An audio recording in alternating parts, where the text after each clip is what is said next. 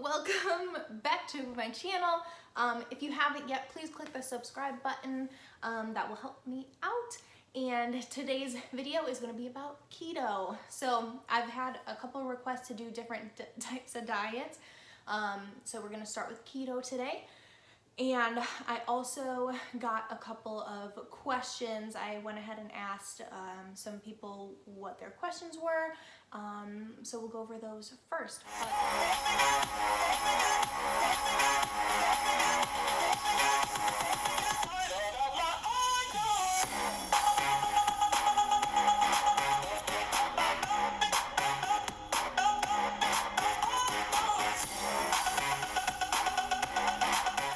Start off with what is keto.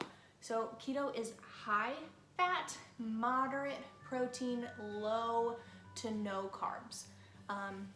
What happens is your carbs are your body's main source of energy.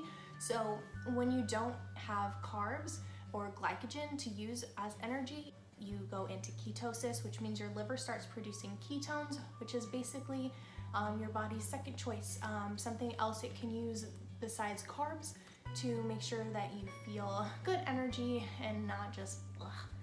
So we will go into our questions. The first one is, how long will it take for my body to become keto adapted? That is not exactly the question that was asked, but I think that's what they meant. So it's gonna be 2 to 3 days for your body to deplete your glycogen stores. Now that can depend. If you were depleting before, so let's say you were tapering down your carbs, eating less and less and less, knowing that you were going into keto, that might be 2 to 3 days. If you were the person that said, doing keto tomorrow, I'm starting, so today I'm gonna eat all the carbs that I'm gonna be sad to give up, then it's gonna take a lot longer. It's also gonna take 2 to 3 days for your liver to start producing ketones. So this is not something that your liver is just gonna do automatically, like on a day that you maybe aren't eating enough or something like that.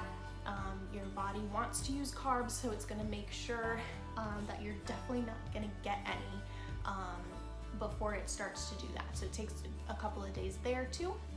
It's also gonna take a couple of question mark amount of days for your body to produce the optimal amount of ketones that you specifically need. So that just depends on how much fat you're eating. If you're taking an exogenous ketone source to help boost those numbers, are you a huge person? Are you a tiny person? It just all depends on that. Our next question, how long can someone stay on the keto diet? So the short answer is forever. You could stay on keto lifelong. The long answer is that you can't go on and off of keto. So you can't be doing keto all week and then not on the weekends. Because of that time it takes for your body to become keto adapted, you can't go on and off. So if you're keto for a couple months and then you have a vacation, so you stop, you have to start that whole process over. You're not giving yourself the tools that your body needs to stay in keto and to make those results that you want. So the full answer is that you can stay on keto long-term, forever, but you would need to stay on it at least until you reached your goal. You can't be going on and off of it. Our next question is, what kind of probiotics can you use during keto? So this answer is pretty much the same as you would use not on keto. So if you're taking a capsule form of probiotic, that is just fine for keto. I take a microfactor pack, which includes a probiotic capsule. I also take Opti 50, which has a probiotic blend in it. Both of those I take every day. I'm not on keto. If I were, I would still take those. They are low to no carb source. But you can also have fermented foods. You can have kombucha, yogurt, other things like that, just as long as they're a low to no carb source. I know that you can find like like sugar-free yogurts and kombuchas. What is the difference between low carb and keto? Good question.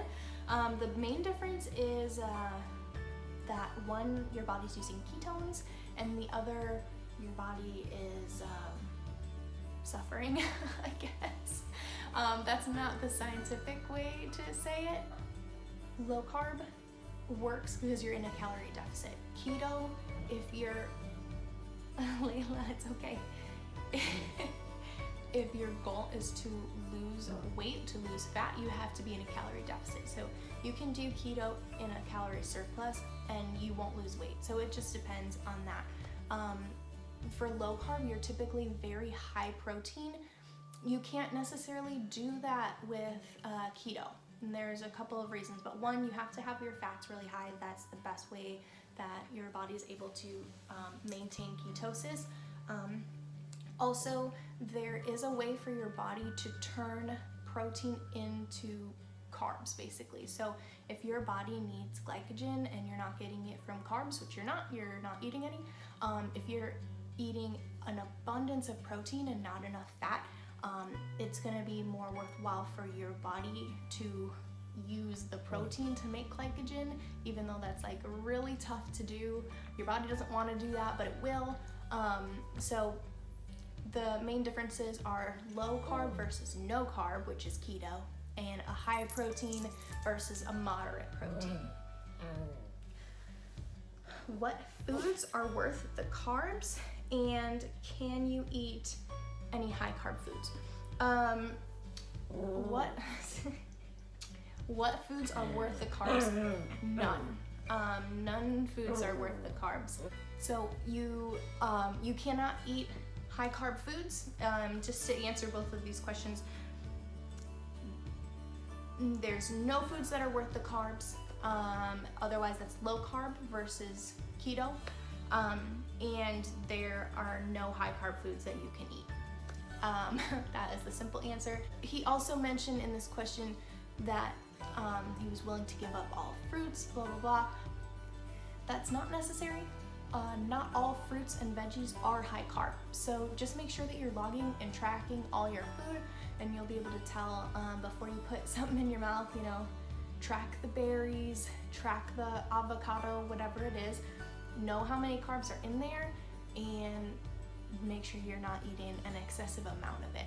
When I did keto, I did it for 6 months, and it took me, I would say, about almost 2 weeks to get into it, and I did mine as part of a research study, so I was going into the lab almost daily, fasted in the morning, getting blood work done. I was told not to eat any carbs. So basically, if you think it has carbs in it, probably just don't eat it. Because when you're eating salads, veggies and berries, things like that, minimal amounts of peanut butter, like 1 serving a day, you are gonna get you're gonna get some carbs in that. So even if you're trying to think no carb, you know, even some vegetables have like 1 gram of carbs. So if you're eating a bunch of that, you're still gonna get carbs. So I was told less than 20 to 25 carbs per day. So I hope that that helps you. This is the last question I'm gonna cover, is just what do you think of the keto diet? An ideal diet is a diet that is balanced and that contains all the fruit groups. So that would put keto not in my choice of an ideal diet, but the best diet is the diet that works for you and your goals and that you can stick to long term. So like I said, with keto, you wanna make sure you stick to it at least until you reach your goal. The best diet is one that you're gonna stick to until you reach your goal, and then past that, and then you make a new goal, and you're still doing the same basic plan. All right, I've got some studies here. All these studies are from great sources. If you do have questions about it or you want to read some of these articles, let me know and I can shoot those out to you. But I am just here to give you the facts. This is not my opinion, this is from research studies. I want to show you the best and the worst things that I found that were consistent in the research. So not just some outlying survey or study that showed some horrible thing, not that, something that's consistent in multiple double-blind, extra careful research, okay? There is promising results doing keto for high blood pressure or any kind of blood pressure, blood glucose, triglycerides, HDL, but not necessarily LDL, epilepsy, dementia, ALS, traumatic brain injury, cancer, but there is a lack of long-term studies. The keto has just not been around that long, and it hasn't been popular very long at all. So there's just a lack of long-term studies, but short-term, there are promising results in those areas with those illnesses. The short-term studies show unsustainable weight loss, and that is just the most consistent result across the board. Some of them show great weight loss, some of them show none. Most of them show you can lose it and then it's not sustainable. So again, not my opinion, just what the studies are showing. The US National Library of Medicine, the National Institutes of Health, did a 24-week study with 83 obese patients, 39 male and 44 female, with a BMI over 35, so it means obese, with a high glucose and high cholesterol. They were doing keto.